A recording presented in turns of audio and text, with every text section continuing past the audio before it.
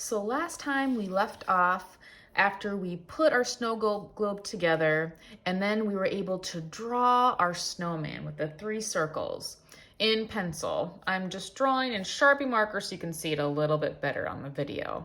So we're gonna continue with our pencil. We're going to finish drawing a few things before we outline in Sharpie. So here's the example right here.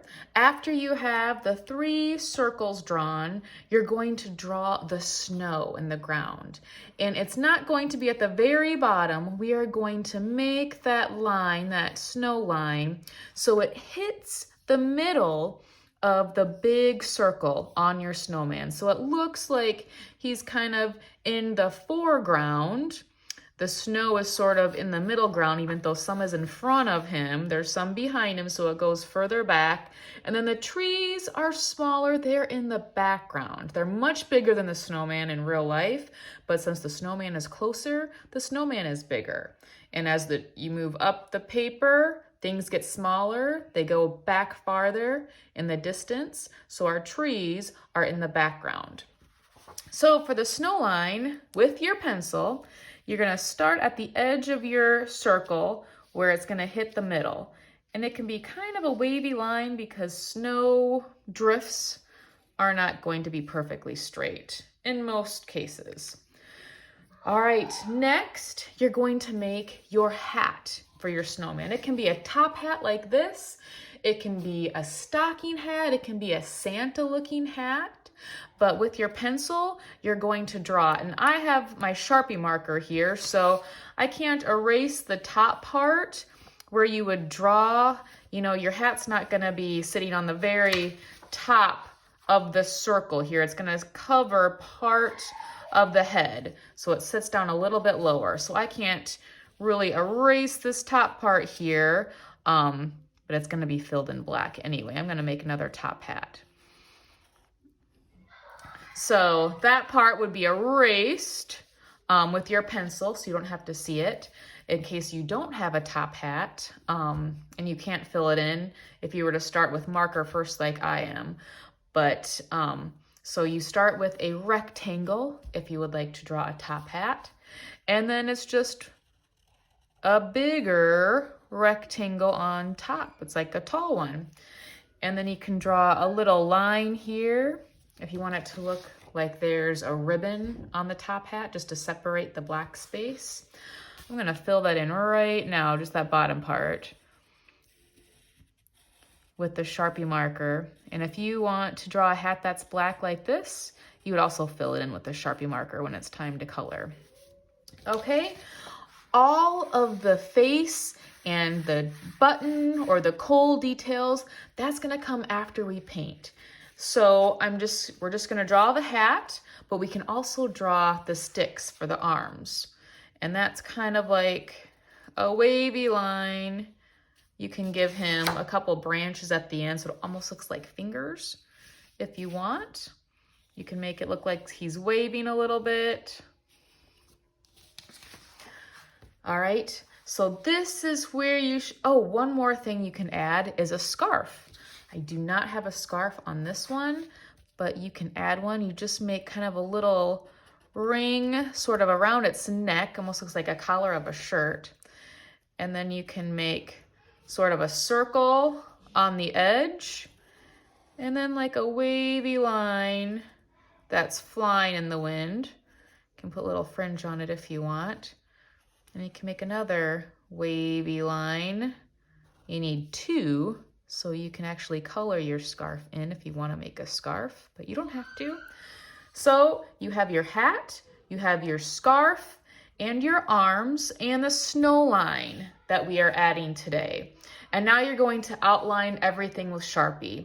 So just like I have here, because I started with Sharpie instead of pencil, you're gonna outline all of your pencil lines in Sharpie. I'm gonna fill this one in real quick because you might as well, if you have a hat that has black on it, while you are outlining your snowman, that means you are coloring, you're drawing over your pencil lines with your Sharpie marker. So they're nice and dark before you start painting. It should look like this. Your hat might look a little different. You may or may not have a scarf, but your snowman and the snow line and your branches for arms should look like this. All the other details on top, like I said, will come later after we paint. So to paint, you're gonna get some white paint on a plate and you're gonna use Q-tips. So you are going to make little dots inside your snowman. You don't wanna smear the dots or smear the Q-tip. You want to see those little circles. So you can just dip your Q-tip right in. And what I do to start, you should outline the circle first. It's just a little easier to go right around the edge and then fill it in. And they should be close together, but not so close that you can't tell it's a circle. Just like George Seurat made his painting entirely out of dots, we are going to use lots of dots in ours. All right? So I would start with the head like this so you don't get your hand in the paint. If you started at the bottom, you'd get your hand in the paint when you move up. So again, I'm just going to outline, keep dipping it in as I need it. Your scarf,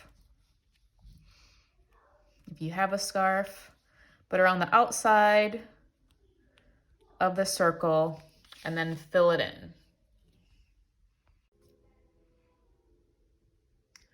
So I'm almost done here.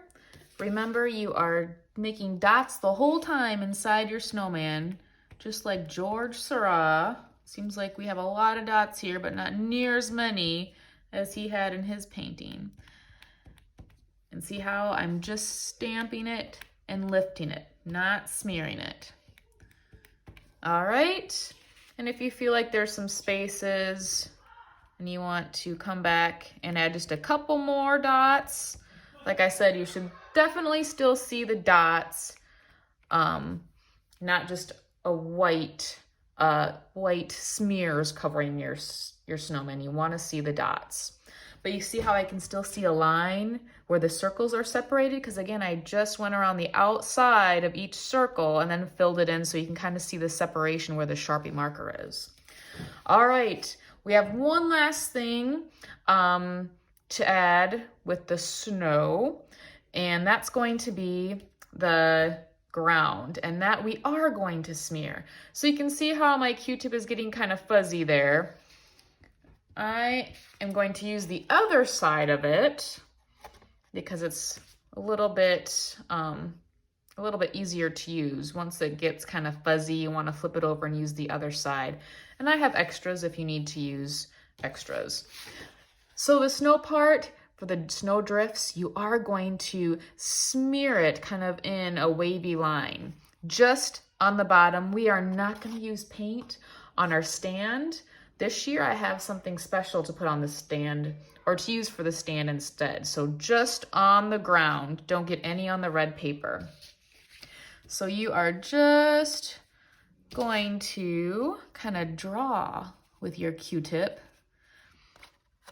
in wavy lines. You want to kind of still see the outline of your circle for your snowman. So I don't want to get right up close to it, and be careful you don't get it on your stand. So I want to make sure I do my best to stay on the blue paper. If your Q-tip is really fuzzy, that's going to be hard. So make sure you flip it around or get an extra one from me. But I'm just going to keep drawing lines. Some of you might have more snow on the ground than others, so it might take you a little bit longer. But that part goes a little faster than the dots to fill it in. All right, that looks pretty good. So that's it for the white paint. Not quite it for the white paint. I just realized we forgot the snow falling in the snow globe. So snow globe had a good shake, and it has some snow on the bottom and the rest is falling. So we need to be careful, since we haven't drawn our trees yet, we just want to do the paint today, that you leave a space on the sides for the tree, because it's going to be hard to draw the tree over the dots. You don't want to see the snow through the tree. So you can get a few dots close to the snowman like you see here, and some on the edge, and then of course the top. But you want to leave a good space on either side. So kind of like this. Maybe I'll have a couple dots close to him. And then some on the outside. See, this is what happens if you get in a hurry. Then it looks less like a circle. Also, my Q-tip's kind of fuzzy, so I'm gonna grab a different one here. That's better. So you can have a few more at the top. I've seen students who've added so many little snowflakes falling that you almost don't see the snowman, or you don't see the snowman stand out as much. You don't need a whole lot, just a couple around the snowman, a few on the edges, because my trees are gonna be right here, and then some at the top. Because if we have time, another day, next week, we might add some glitter paint and add some more snow that way too. You can see some blue glitter paint here. So we might be able to do that, but right now we just want a few circles of white paint to look like there's some snow that's still being shook up in our snow globe.